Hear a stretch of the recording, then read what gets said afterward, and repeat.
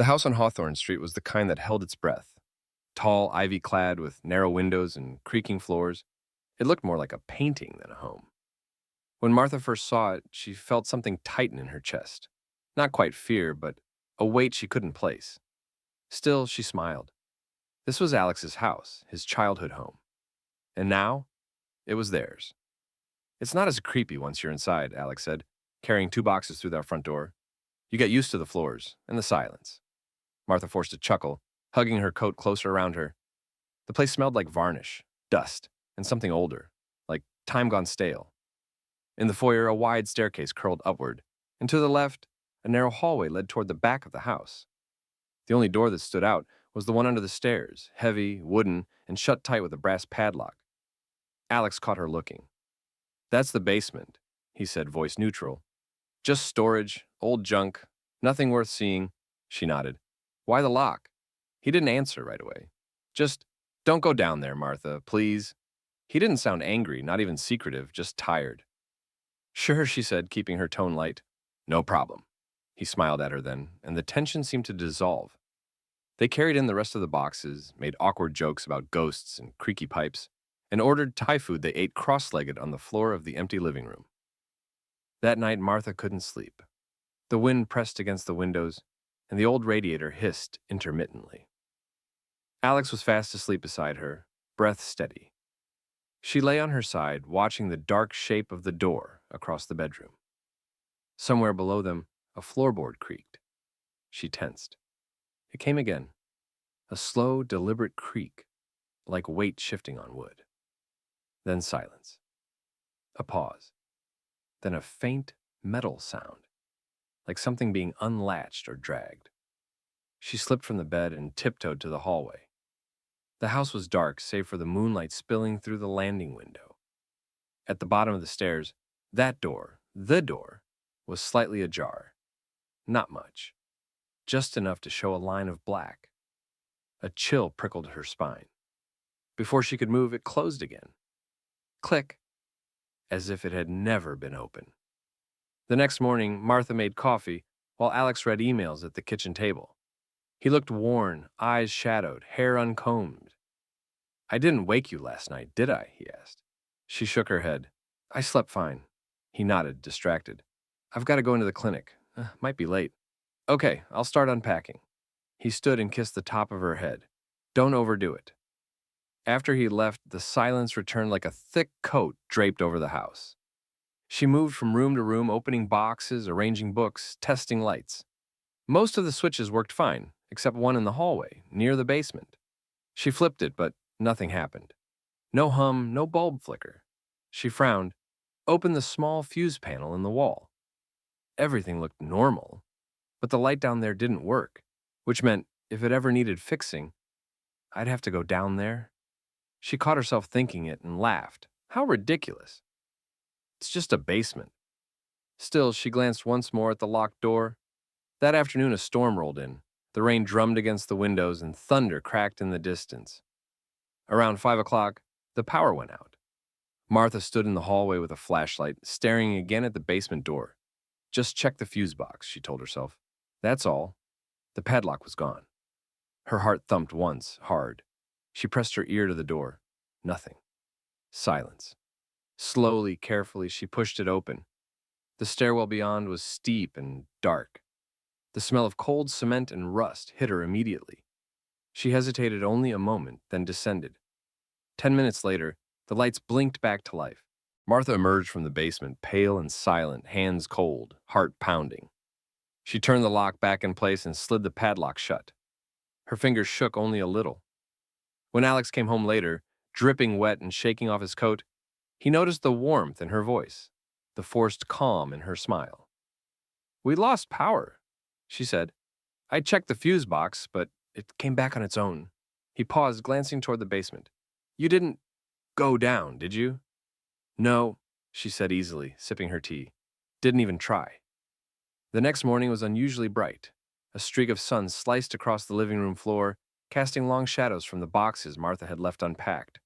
The storm had passed, but the memory of last night clung to her like wet clothes. She hadn't told Alex.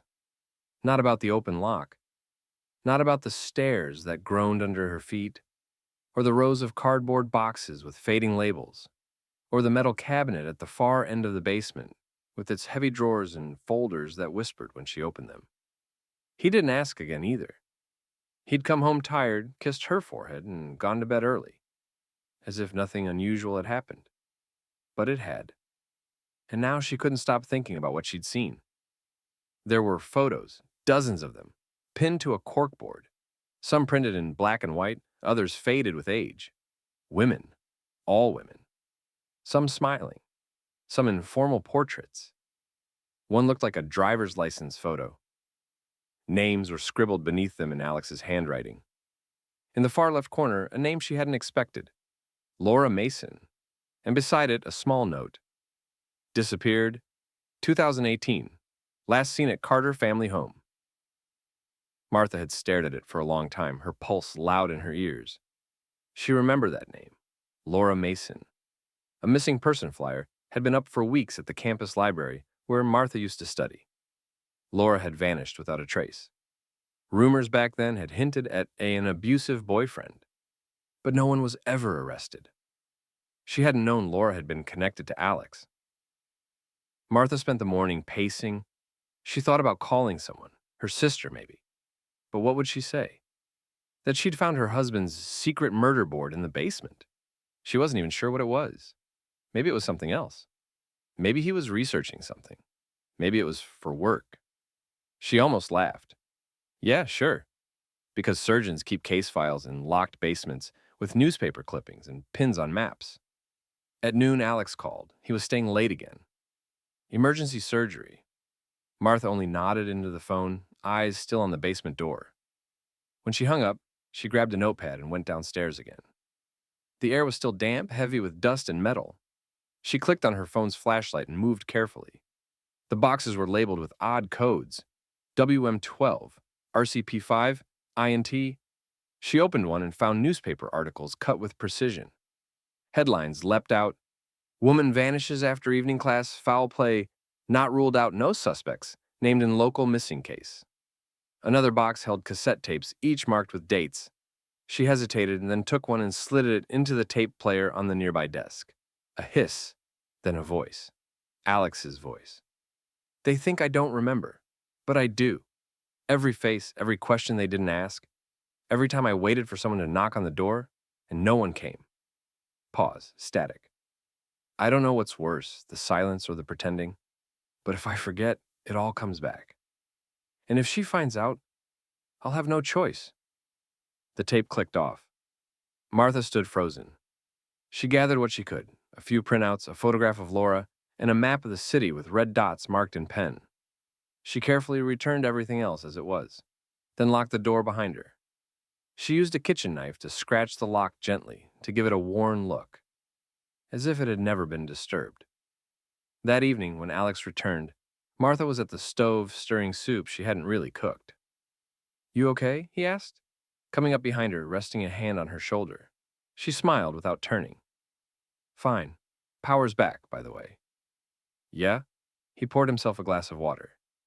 Did you get a look at the fuse box? I tried, she said casually. Door was locked, though. I figured it'd come back on its own. He paused, just for a beat, then nodded.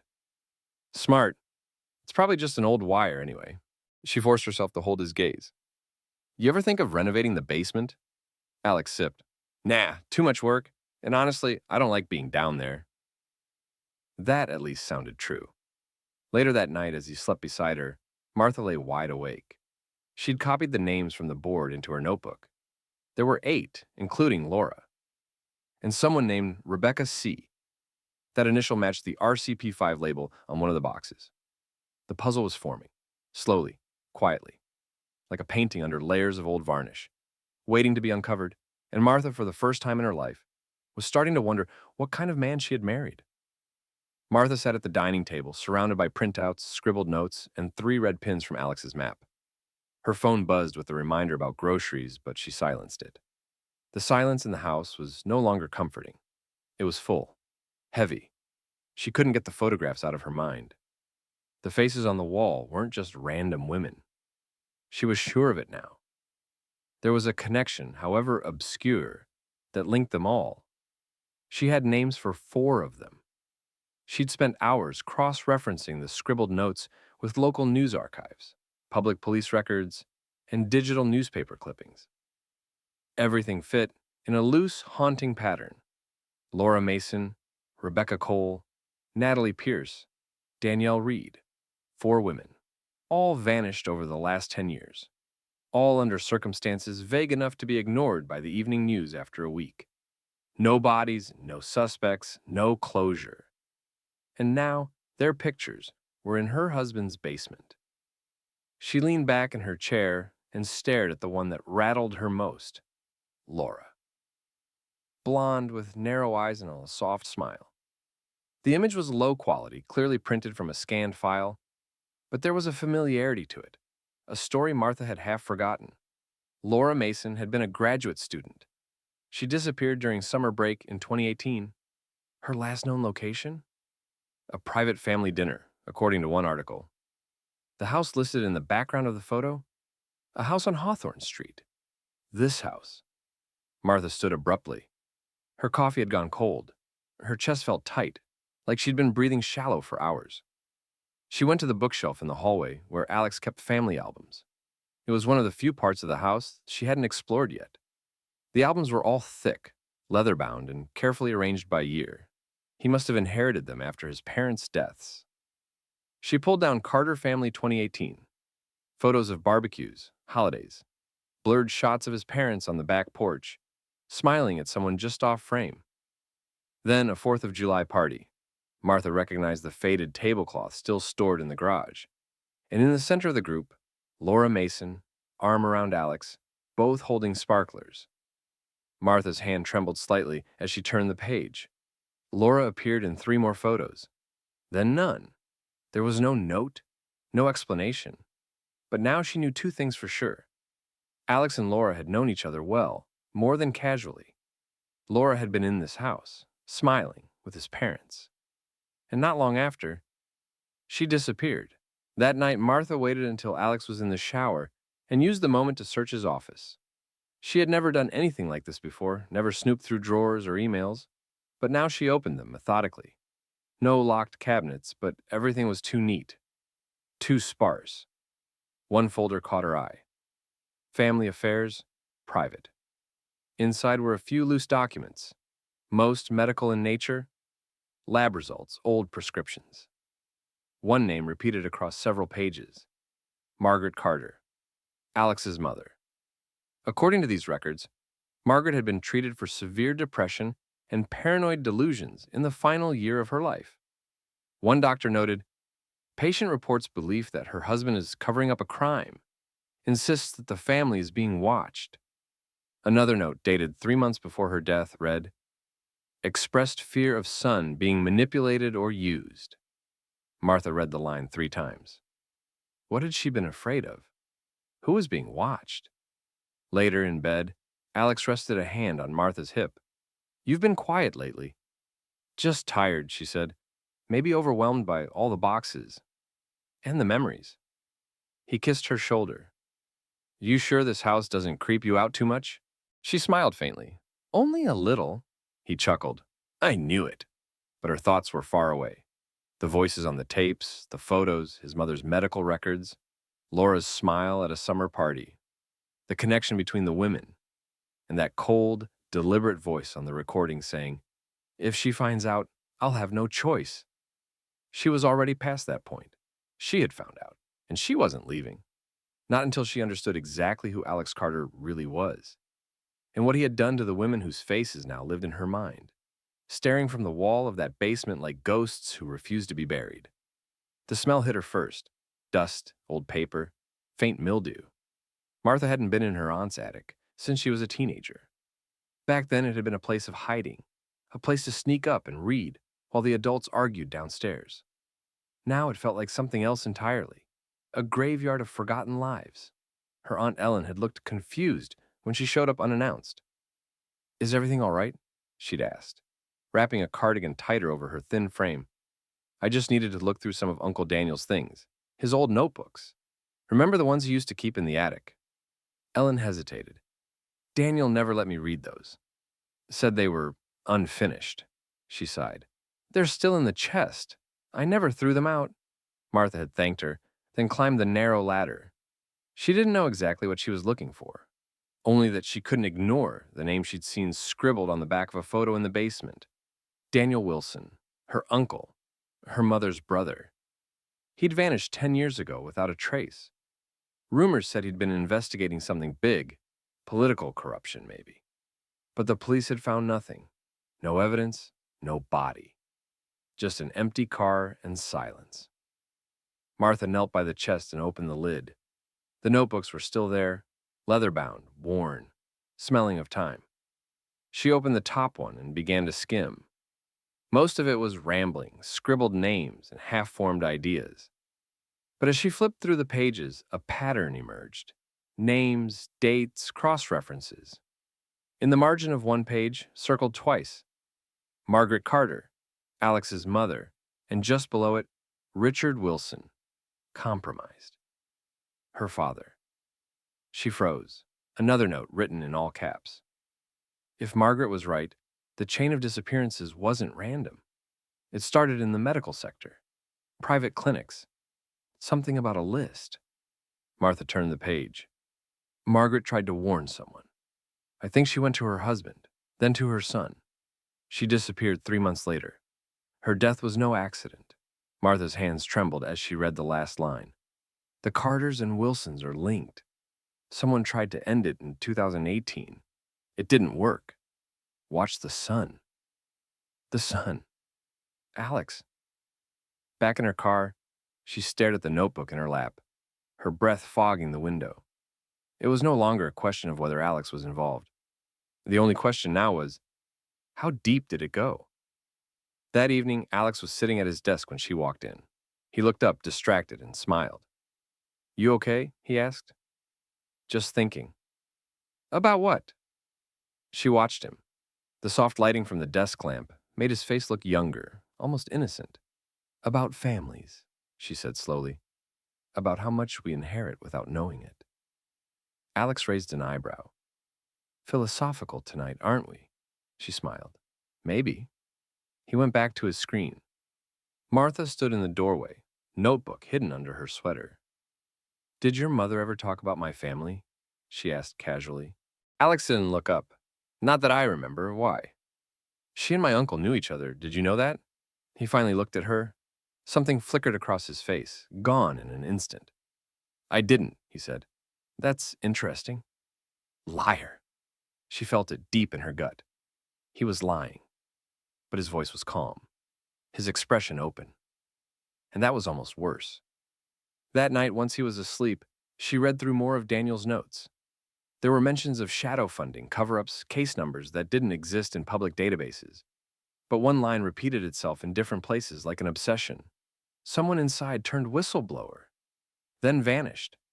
Laura Mason might have known. So did Margaret. Laura, Margaret, Daniel, all gone. And now Martha understood what connected them. They'd all tried to speak. She was the next voice. The question was, would she get to finish the sentence? It had taken Martha 2 days to find him. Ben Callahan had once been an investigative reporter for a local Boston paper. Her uncle's trusted contact, mentioned multiple times in Daniel's notebooks. His articles had stopped years ago, and his digital presence was almost non-existent. Only a single, grainy photograph in an old university bulletin led her to a shabby office above a locksmith's shop in Cambridge. Ben opened the door half a foot and looked at her warily. His hair was gray, his sweater frayed. A man who looked like he'd buried too many stories in too many places. You Daniel's niece? He asked. Martha nodded. Yes, I have his notes. That was enough. He opened the door wider. The office smelled of burnt coffee and newspaper ink. Boxes lined the floor. On the desk, a typewriter, not a computer. Martha spread out her findings, photos from the basement, handwritten names, copies of Daniel's journal. Ben studied them in silence. After a long minute, he said, Your uncle was 2 steps away from publishing. Then he disappeared. We thought someone got to him. Someone did?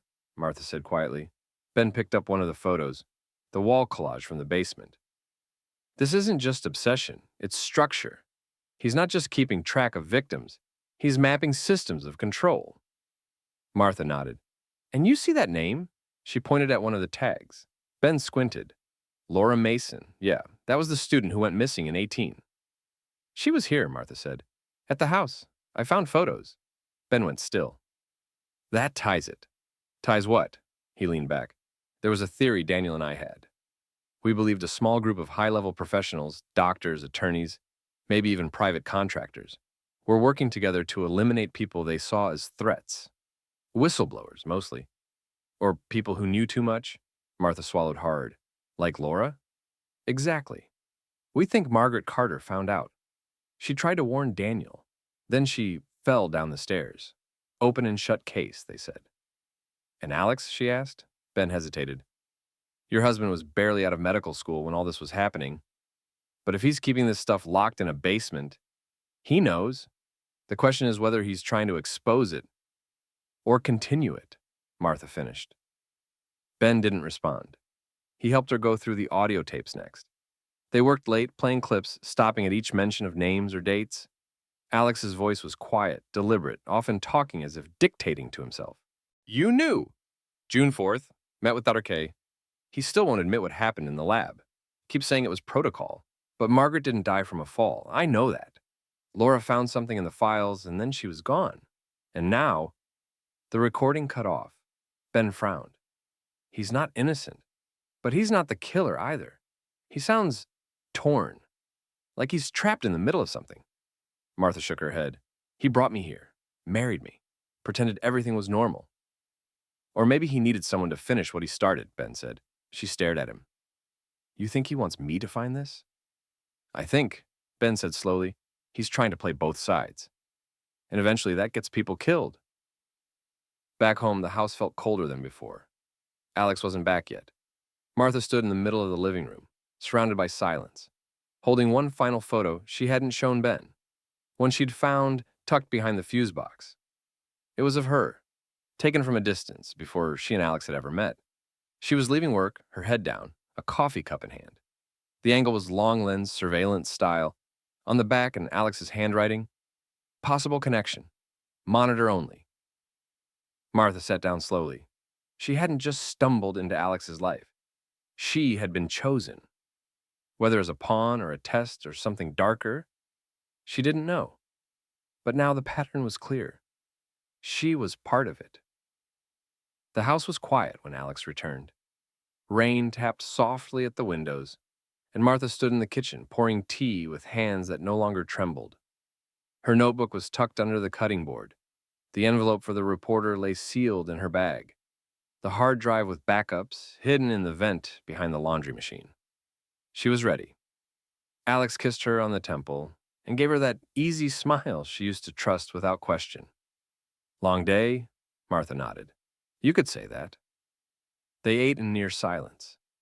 He talked about a patient, about a colleague's divorce, about traffic. She let him speak, let him pretend. Her eyes studied every detail of his face. The softness in his voice, the precision in his hands, the calmness that now felt rehearsed. After dinner, he washed the dishes. She stood at the table holding the photo she'd found behind the fuse box. The one of herself. When he turned around, she laid it gently between them. Alex froze. I want you to tell me, she said, voice even. All of it. He stared at the photo. Where did you... Does it matter? She interrupted. You were watching me before we met. That's where it starts, right? Alex looked away, jaw clenched. I read your mother's file, she continued. She tried to warn someone. And Laura Mason? She was here? You loved her? And then she vanished. Just like my uncle. Just like everyone who got too close. He didn't speak. You married me to get close to my family? My father was part of whatever this was, maybe still is, but you... Her voice broke just slightly. You looked me in the eye every day. You kissed me. You pretended. Alex sighed, not in frustration, in surrender. I never meant to hurt you. You didn't, she said. You used me. He finally met her gaze. At first, yes. The honesty hit harder than a lie. Alex pulled out a chair and sat down, eyes hollow. They were going to kill your uncle. Margaret told him everything about the list, the funding, the clinics. He wanted to publish. She tried to stop it quietly. My father didn't listen. Then she fell. I didn't want to, he said, but I kept looking. After she died, after Laura, I couldn't stop. And then I found you. You were Daniel's niece. You worked at the same university Laura did. You were close to your father. I thought, maybe you were part of it too. But then, you married me. I fell in love with you. She let that sit in the air for a moment. It didn't soften her.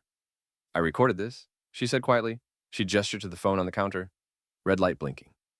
Everything. He didn't flinch. You're going to leak it? He asked. No, she said. We are. He blinked. What? You want it to stop? She said. Then help me finish it. Help me bring it all out the right way. Not quietly, not safely, publicly. Alex hesitated. They'll come after us? I know. And your father? I already lost him when he chose silence. He leaned forward, hands clasped. If we do this, there's no undoing it. Good, Martha said, because I don't ever want to go back to pretending. 3 weeks later, the story broke. Ben Callahan published it under a pseudonym, but the files were too detailed, the names too known. A nationwide investigation followed. Quiet arrests were made, old cold cases reopened. The name Laura Mason trended on every newsfeed for days. Richard Wilson was subpoenaed. He denied everything, then disappeared. Alex Carter was stripped of his medical license. He testified voluntarily, calmly, truthfully. Martha watched from the gallery. When it was over, she left Boston. She lives now in a small town by the coast, teaches art to children, and walks by the ocean at dusk. In her studio above the fireplace hangs a canvas she painted after the trial. It's a portrait, a large one, with 5 blurred faces and no eyes. The colors are muted, the lines sharp. No one ever guesses what it means. And when they ask, Martha just smiles and says, it's about secrets, the ones we keep, and the ones that keep us.